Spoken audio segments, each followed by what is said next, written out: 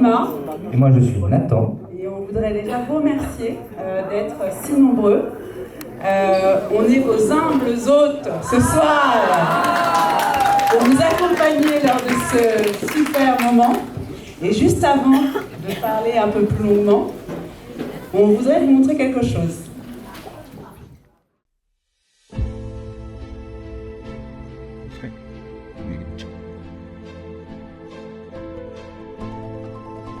Clichy, c'est notre ville. Une ville forte, populaire, dynamique. Mais Clichy est aussi une ville sous pression. Pression immobilière, pression sur les services publics, pression sur le pouvoir d'achat, pression sur les espaces, sur la qualité de l'air et de manière plus globale sur notre qualité de vie. Depuis de nombreuses années, et plus encore ces derniers mois, nous vous avons rencontrés, nous avons échangé, discuté avec vous dans nos immeubles, dans les quartiers, sur les marchés, dans les équipements publics. Nous vous avons écouté, nous avons entendu vos inquiétudes et vos colères, mais aussi vos espoirs. Alors nous nous sommes mobilisés, nous avons travaillé, nous avons construit un projet sérieux, réaliste et ambitieux pour Clichy. Nous ne voulons plus d'une ville subie, nous voulons une ville que nous avons choisie. Une ville qui protège ses habitantes et ses habitants, une ville qui soutient les familles et la jeunesse, qui renforce les services publics de proximité, qui agit pour la sécurité et la tranquillité du quotidien. Une ville qui investit dans l'éducation, qui élève ses enfants avec ambition, qui investit dans la santé et l'environnement, qui garantit l'accessibilité et l'inclusion de toutes et tous. Nous voulons une ville plus respirable, plus sûre, plus solidaire, plus humaine. Clichy demain, ce n'est pas seulement un slogan, c'est un engagement, un projet construit avec vous, pour vous. En 2026, faisons le choix d'une ville qui protège, qui rassemble et qui prépare l'avenir. À se rendre sur scène.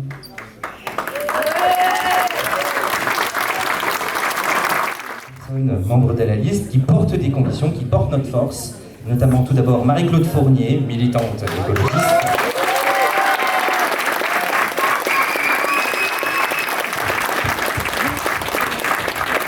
Ensuite, je vais vous présenter Douda Kerma, présidente.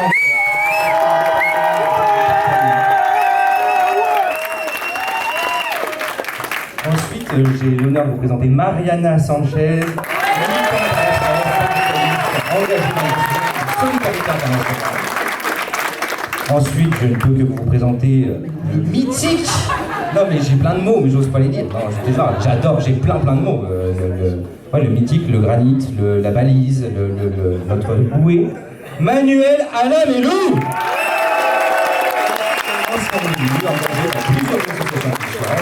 Et enfin, j'ai aussi l'honneur de vous présenter Alice Noret, élue municipale de Clichy et militante Génération Progresse.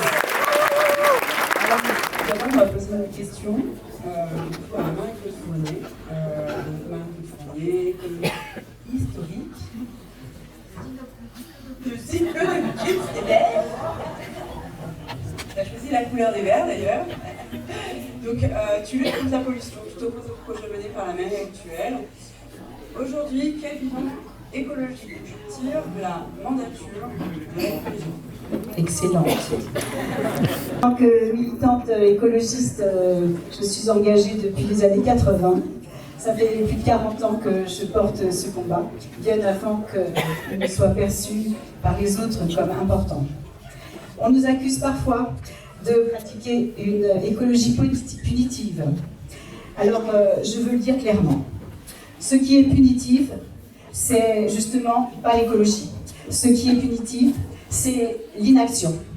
L'absence de mesures écologiques, ambitieuses, qui dégradent notre qualité de vie. L'aménagement urbain mené par l'équipe municipale de Rémi Museau est climaticide.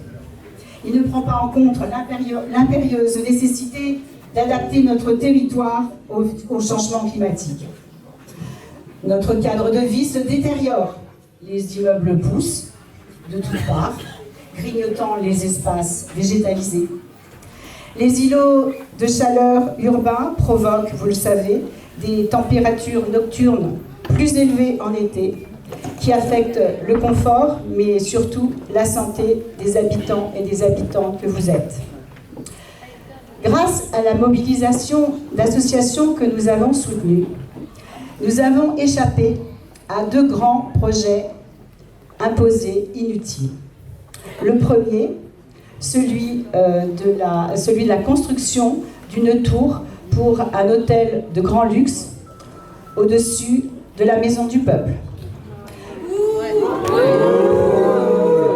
Nous avons échappé également à la construction d'un parking sous les allées Gambetta. Donc c'est bien l'inaction climatique de Rémi Muzeau qui pénalise notre ville. Clichy est asphyxié par le trafic automobile quotidien qui est excessif, qui cause nuisances sonores, mais surtout pollution de l'air. Il est temps de mettre fin à cette gestion municipale qui est destructrice de notre environnement. Pour notre ville, Clichy, demain, Dalila Bamed en tête, nous voulons donner plus de place à la nature en ville. Réimplanter une serre municipale qui pourra vous redonner l'implication pour l'environnement. Proposer aux habitants de végétaliser leurs rues, de créer et développer des jardins familiaux qui sont créateurs de liens sociaux également. Planter des arbres fruitiers pour la biodiversité. Étendre les horaires d'ouverture des parcs et des jardins lorsqu'il y a de fortes chaleurs. Et faciliter bien évidemment les déplacements à pied. Et pour cela, eh bien, quoi de mieux qu'une écologiste pour mener en œuvre, excusez-moi, je suis un peu émue, pour mettre en œuvre un véritable... Et pour cela, qui mieux qu'une écologiste pour mettre en œuvre un véritable plan climat territorial à la hauteur des enjeux du dérèglement climatique. Je veux parler de la tête de liste que nous avons collectivement choisie, Dalila Bamed.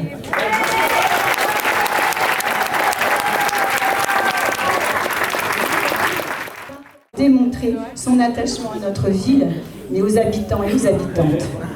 Elle est ancrée dans son territoire et je sais qu'elle y restera, elle. Dalila saura créer la dynamique qu'il nous faut de rassemblement pour gagner au 2e tour.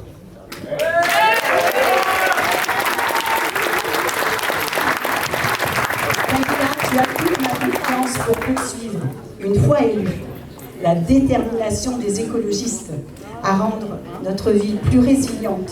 Je compte sur toi. Tu fédéreras tous les citoyens et les citoyennes autour d'un projet écologique, social et solidaire. Merci.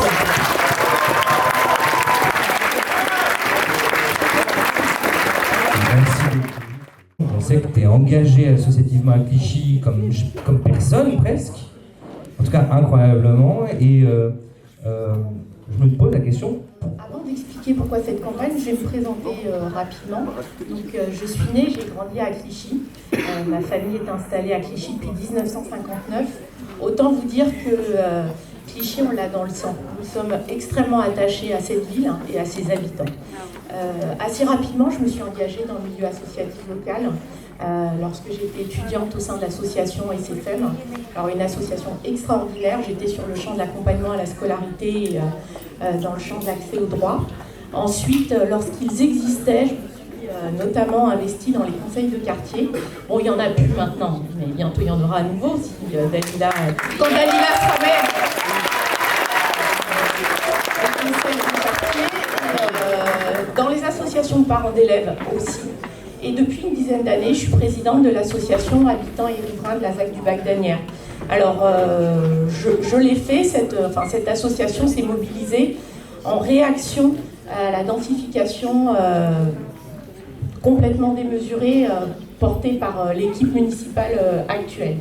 Donc, pour répondre à ta question, Nathan, qui était « Pourquoi cette campagne ?» Pourquoi cette campagne ? Alors, je suis vraiment affligée, inquiète de voir ce que devient Clichy. J'ai différents sujets de préoccupation. D'abord, le fait qu'il n'y ait plus d'instance de démocratie participative. comment on peut faire une ville sans tenir compte des habitants. Pour moi, c'est une aberration. Par ailleurs, l'équipe municipale actuelle, enfin le maire en premier, on ne les voit jamais, ils sont inaccessibles. Donc, c'est une des premières raisons. Une autre raison qui me tient à cœur énormément, c'est de voir qu'il n'y a plus rien pour nos enfants et nos jeunes. Moi qui ai grandi ici, je plains nos jeunes. Donc voilà, c'est une inquiétude importante. Et puis, il y a une autre préoccupation, excusez-moi, je reprends mes notes tellement ça m'énerve quand j'en parle, c'est cette municipalité qui favorise les promoteurs privés. C'est cette municipalité qui construit à outrance, qui densifie. Et le sujet, c'est que ces constructions qui sont faites ne profitent pas aux Clichy. On peut pas acheter, on ne peut pas y vivre. Et en plus de ça, cette densification se fait sans service public. Donc je prends l'exemple près de chez moi, l'île aux Biques, 1200 habitants, une crèche privée. Voilà. Donc voilà le pourquoi j'ai décidé de m'engager. Et du coup, pourquoi la liste Clichy demain et pourquoi Dalila? Alors, pourquoi la liste Clichy demain? Donc, autant vous dire qu'avant de m'engager, parce que ça n'allait pas de soi pour moi la politique, j'ai rencontré les responsables des différentes listes de gauche. Et effectivement, la liste de Dalila est apparue comme une évidence pour moi. Alors, pour différentes raisons. D'abord, pour Dalila. C'est une déclaration, Dalila. Dalila est engagée de longue date sur la ville.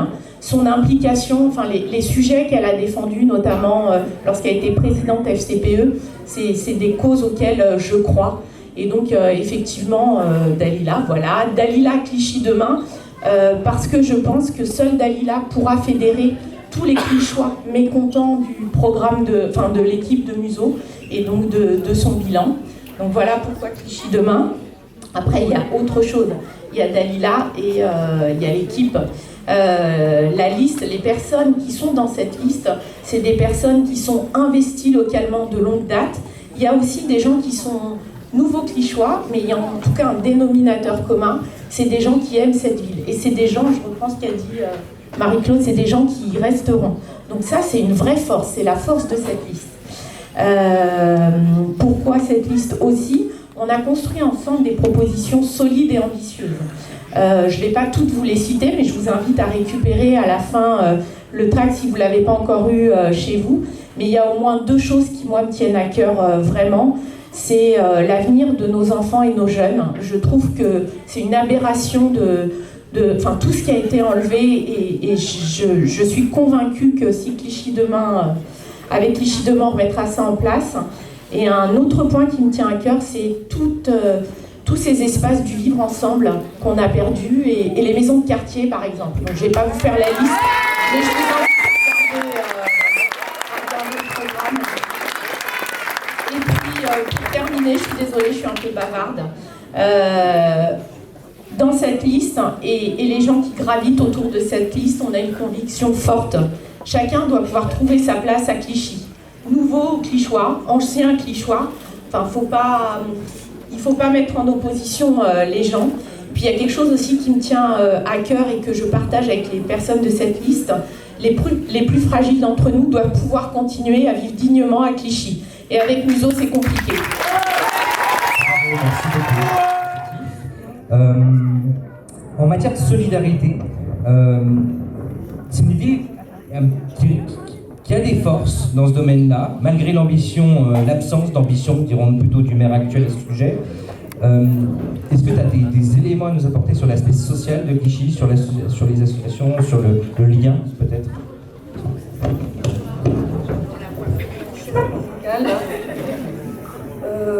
Oui.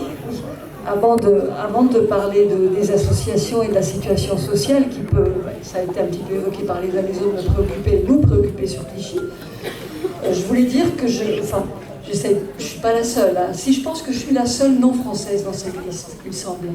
Voilà. Et j'en suis fière. Non, j'aimerais qu'on soit d'autres. Moi, je suis une européenne, donc j'ai le droit de me présenter, j'ai le droit de voter aux élections municipales, aux élections européennes en France. Je n'ai pas le droit de voter aux élections générales, législatives. D'autres Clichychois et Clichychoises qui sont depuis aussi longtemps que moi dans cette ville, qui viennent d'autres pays non européens n'ont aucun droit dans la ville.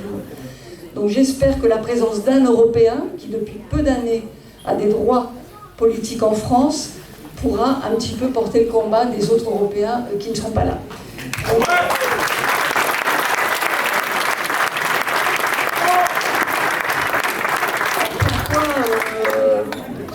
Donc, d'abord, cette situation sociale, je reviendrai après sur ces affaires d'immigration et d'intégration.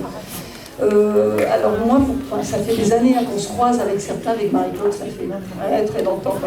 On a un peu des diplodocus des mêmes générations, avec Manu aussi, d'autres jeunes. Avec d'autres jeunes, on a fait des campagnes depuis 2013, 2015, 2020.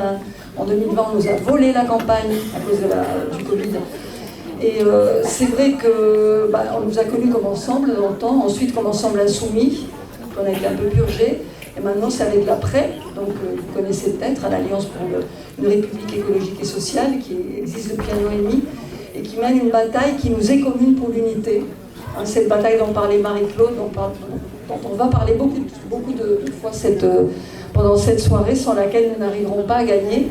Et d'abord, on a pensé que c'était la liste de Dalila, que c'était Dalila qui pouvait porter ce combat pour l'unité, sans lequel on ne gagnera pas la politique.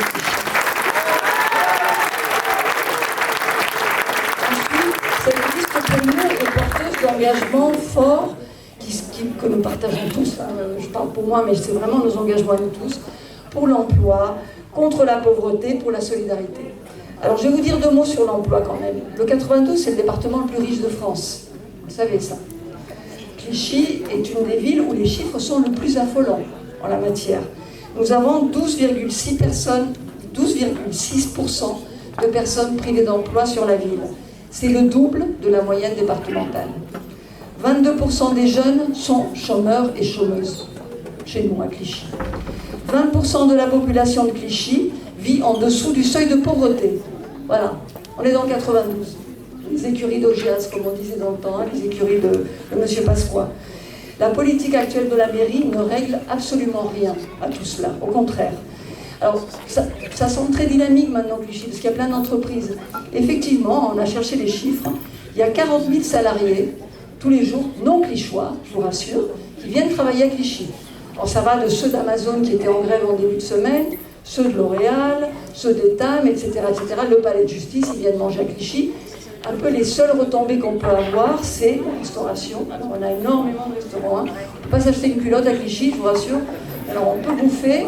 À midi, surtout le soir, pas grand-chose. Voilà, donc ça, c'est les rares retombées sur la ville. Alors, la mairie, par rapport à ça, qu'est-ce qu'elle fait?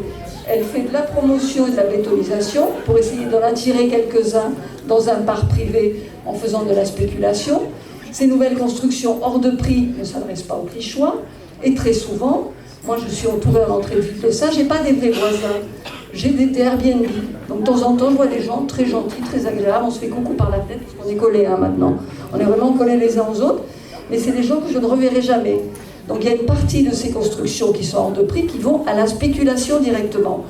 Par ailleurs, qu'a fait le maire?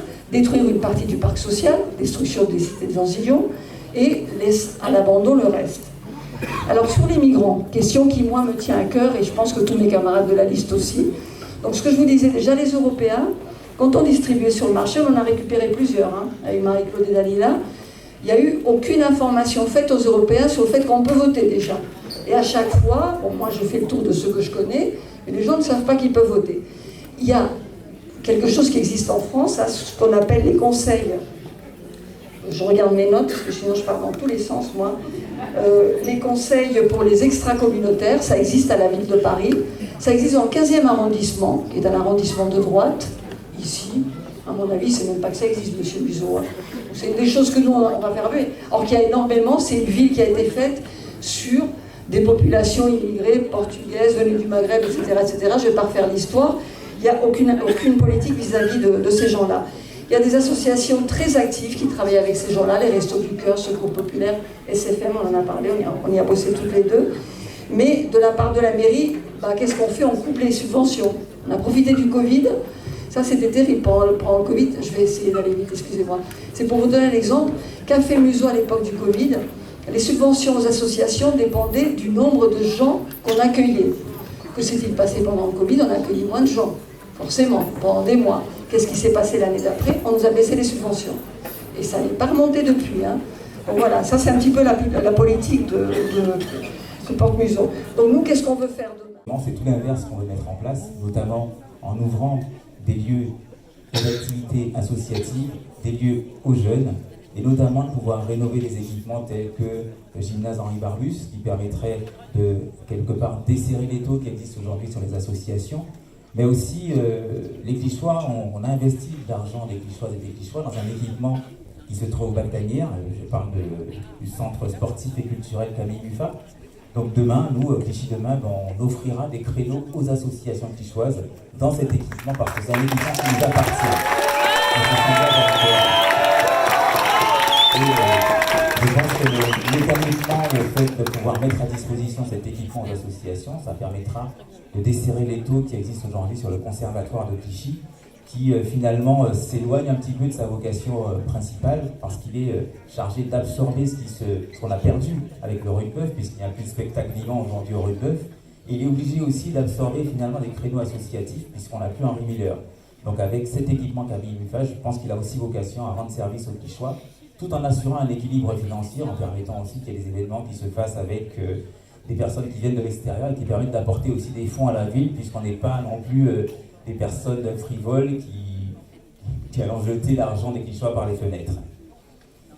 Alors, bien sûr, préserver et moderniser des lieux existants, donc, mais aussi les jeunes qui en ont perdu beaucoup. On a parlé des maisons de quartier, on en avait un certain nombre sur Clichy, je ne vais pas toutes les citer, hein. On en a des emblématiques tels que l'espace Mozart, la Maison pour tous, la Rail Chantilly.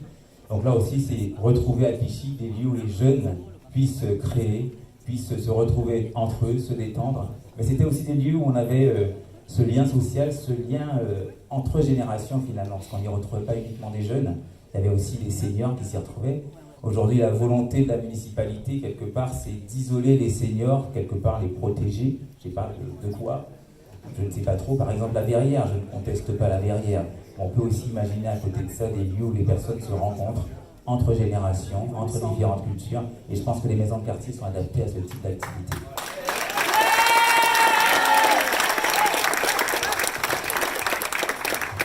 Alors vivre ensemble, c'est aussi la tranquillité. Donc, la tranquillité est importante.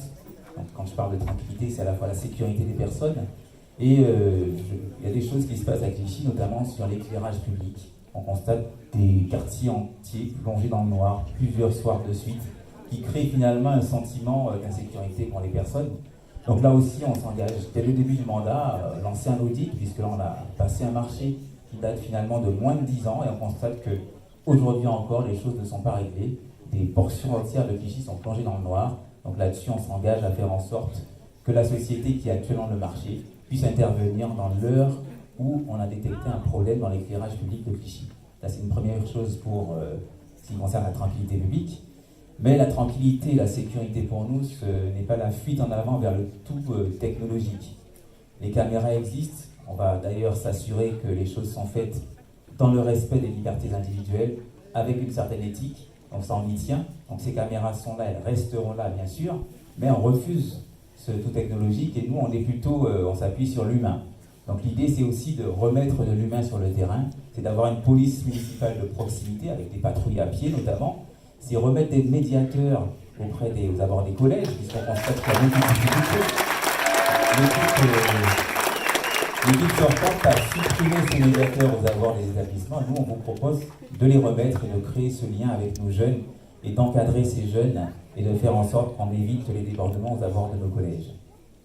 Enfin, on s'engage aussi à mettre en place des référents tranquillité de proximité qui seront chargés de communiquer avec le conseil local de la sécurité et de la prévention de la délinquance et aussi de faire de cette instance une vraie instance de concertation, qu'il n'y ait pas d'opacité, puisqu'aujourd'hui, le CLSPD, comme on dit, se réunit, mais on ne sait pas vraiment ce qui s'y passe. Nous, on s'engage à faire publiquement un rapport de cette instance tous les ans aux Clichéoises et aux Clichéois pour qu'ils sachent vraiment ce qui s'y passe.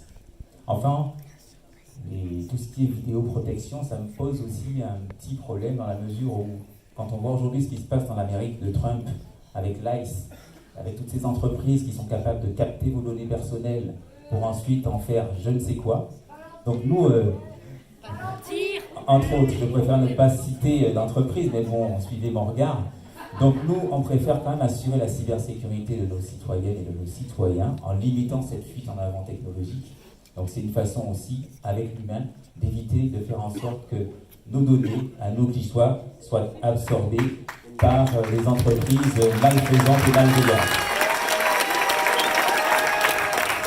Enfin, je ne vais pas regarder la parole puisqu'on a des invités, on a une tête de liste qui va intervenir, ils ont beaucoup de choses à dire. Donc, je vais terminer sur 2 mots. Si vous savez, il y a plein de choses intéressantes qui ont été dites, il y a encore plein de choses intéressantes qui ont été dites, mais je pense que s'il y a une chose qu'on doit retenir ce soir, c'est que c'est une date, la date du 15 mars. Pourquoi je parle du 15 mars? Vous me direz qu'il y a un 2e tour. Je préfère ne pas parler de ce 2e tour. En réalité, ce n'est pas une 2e chance qui vous est donnée avec ce 2e tour. C'est vraiment au 1er tour que tout va se jouer. Donc, vraiment, faites passer le message autour de vous. C'est le 15 mars que ça se joue. Ça va être déterminant pour la suite. Donc, c'est vraiment une date à noter, à programmer dans vos smartphones. Vous collez ça, des post-it un peu partout dans l'appartement. Mais n'oubliez pas cette date du 15 mars. On n'aura pas de seconde chance. Et si vous voulez que Clichy Demain, avec Dalila Bamed, vous offre un avenir plus réjouissant à Clichy, n'hésitez pas, le 15 mars, votez Clichy Demain. On va Dalila! Je voudrais d'abord dire un petit mot sur ces questions d'unité. C'est essentiel. Hélas, Clichy, ça va être un peu comme partout en France, dans plein d'endroits. On a, hélas, certains qui ont choisi d'y aller tout seul en identitaire. Je les connais pour en avoir été purgé. Et puis d'autres qui sont parfois un peu trop sur d'eux. Et qui sont assez diverses. Disons qu'ils peuvent être dans le même parti, mais défendre des orientations bien différentes, et avec des cultures bien différentes. Bon. Sauf qu'à un moment donné, il faut que toute cette gauche, elle soit rassemblée. Et là, Dalila, ce qu'elle a réussi à faire, en rassemblant déjà les écologistes, Génération, l'après, Debout, mais surtout aussi plein de militants et militantes associatifs des quartiers, elle opère une première étape essentielle de ce rassemblement. Et la deuxième sera déterminante. Parce que si on veut pas que la droite et l'extrême droite, non seulement à Clichy, là, dans les semaines qui arrivent, mais aussi en 2027, dans toute la France, faire en sorte de déjouer les pronostics qui veulent nous faire croire qu'il n'y a pas d'issue, ce sera les fachos qui prendront le pouvoir, eh bien cette unité, plus que jamais, il va falloir qu'on la construise ensemble. Plus que jamais.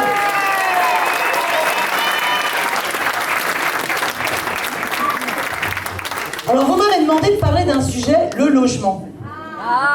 Ça tombe bien parce que le logement, généralement, c'est la préoccupation première. Tout simplement parce que le logement, c'est devenu le plus gros poste de dépense de toutes les familles populaires.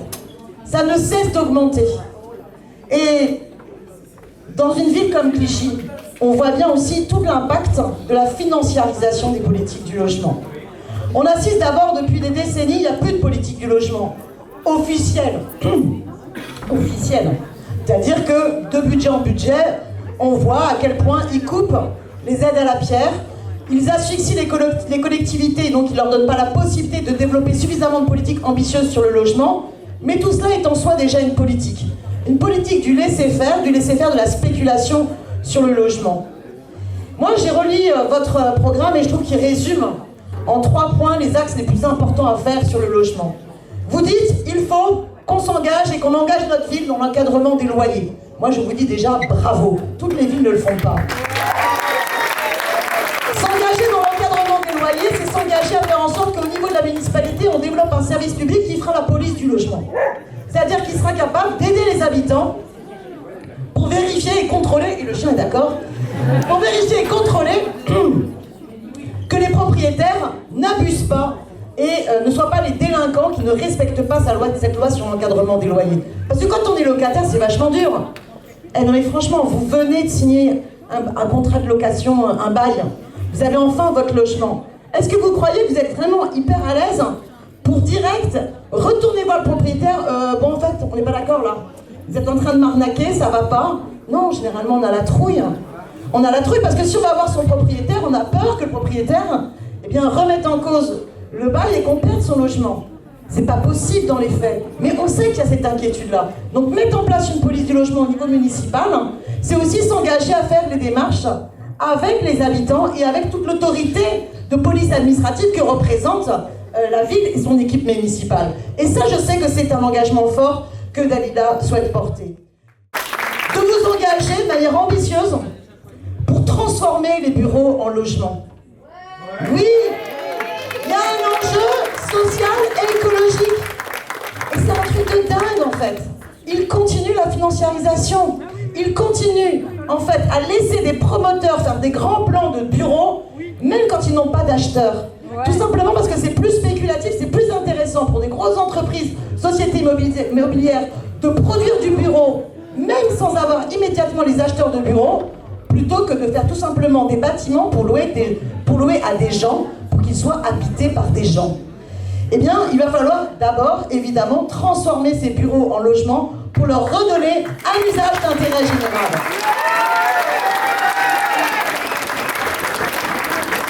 Et on va exiger qu'il y ait 30% de logements sociaux dans toutes les nouvelles opérations de construction. Ouais. Exactement, et ça c'est pas rien.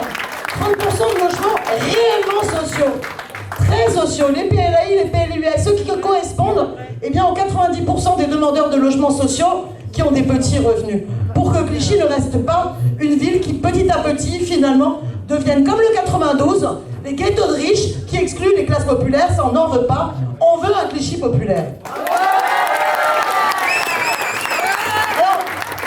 Alors faire attention à une autre attaque nationale qui est en train de se faire.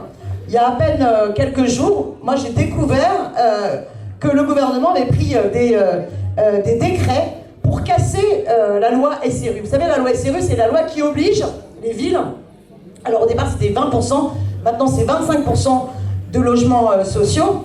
On a toujours, alors dans le 92, des villes championnes pour être les hors-la-loi de cette loi SRU, qui préfèrent rester en ghetto de riches.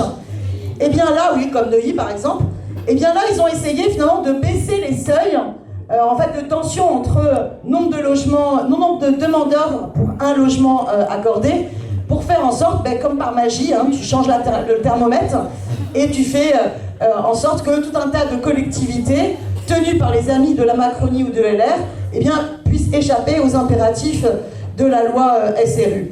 Et en plus, ils veulent que les loyers libres, donc qui n'est pas du logement social, les loyers libres soient comptabilisés dans les obligations de logements sociaux. Donc, vous le voyez, à Clichy comme ailleurs, pour l'instant, on n'aura pas d'alliés dans le gouvernement, c'est clair, pour faire une vraie politique du logement.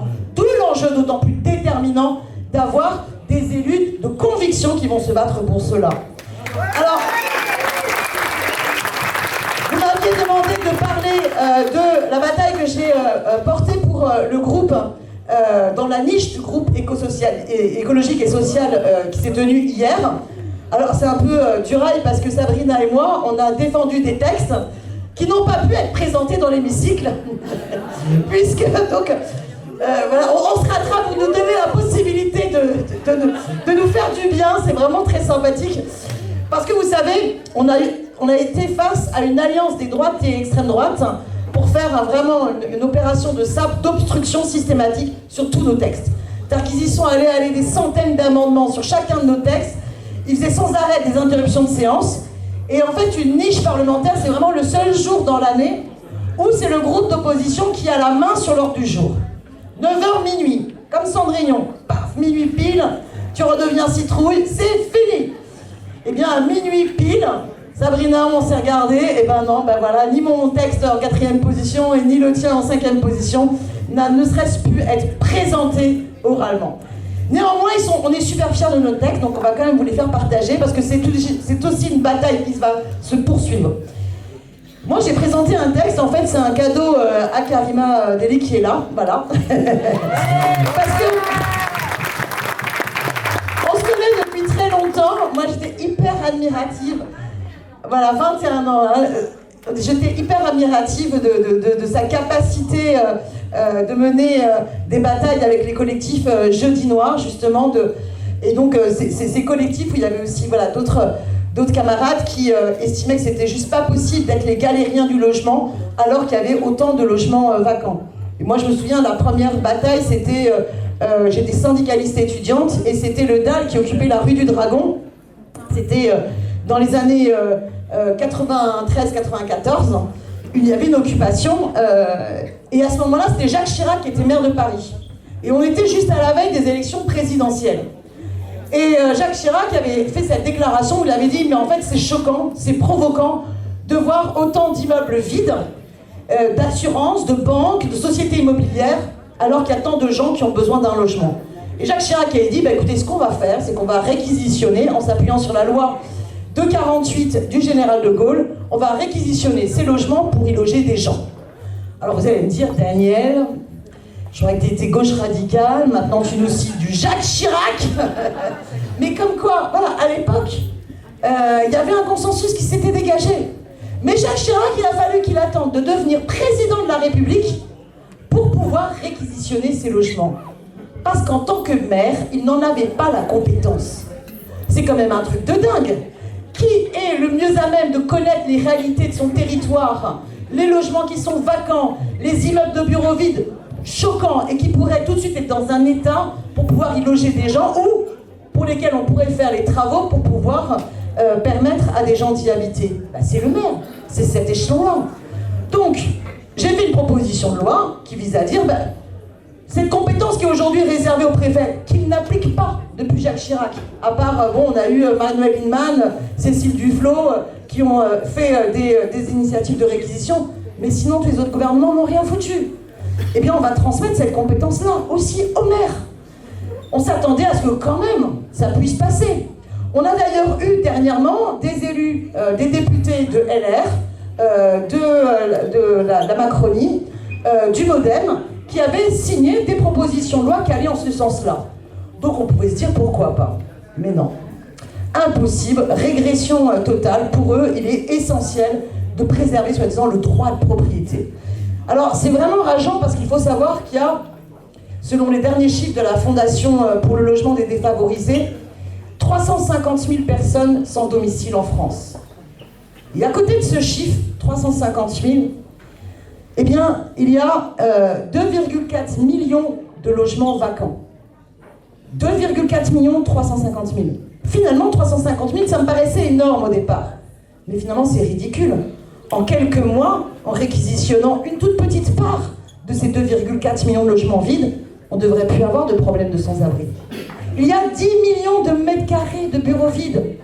Et continuent à en construire, y compris à Clichy, mais quelle aberration! Donc on voit bien qu'il y a une issue à cela. Mais pour cela, il faut donner le pouvoir aux maires, pour qu'il y ait le débat démocratique, pour que les citoyens et les citoyennes puissent faire pression sur leur maire, sur leur équipe municipale, s'il le faut, pour exiger cette application. Et moi,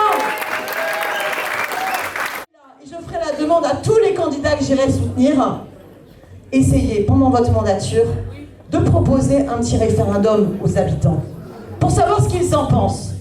Hein, vous leur faites une petite campagne, vous leur dites, nous on a identifié qu'il y avait quand même pas mal d'immeubles vacants, et on aurait des gens qui auraient besoin de logement. Habitantes, habitants, qu'est-ce que vous en pensez? Est-ce que vous seriez d'accord pour qu'ils soient réquisitionnés, pour que nous, en tant que municipalité, on puisse en avoir le pouvoir, et sinon, à défaut, qu'on interpelle notre préfet pour exiger qu'il puisse enfin les réquisitionner. Eh bien, moi, je suis sûre que ces référendums locaux, vous les gagnerez. Voilà. Donc, j'ai déjà été, je suis sûre, longue, je ne me suis absolument pas chronométrée, je suis désolée, on est un peu épuisé parce que 9h minuit c'était quand même dur et on a enquillé sur une journée extrêmement chargée.